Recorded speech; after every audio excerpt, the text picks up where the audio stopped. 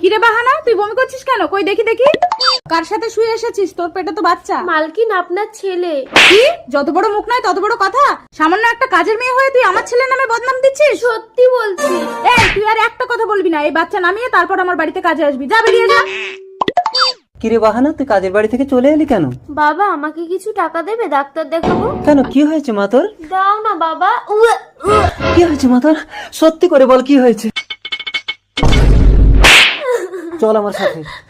আমাকে কোথায় নিয়ে যাচ্ছ বাবা? স্যার,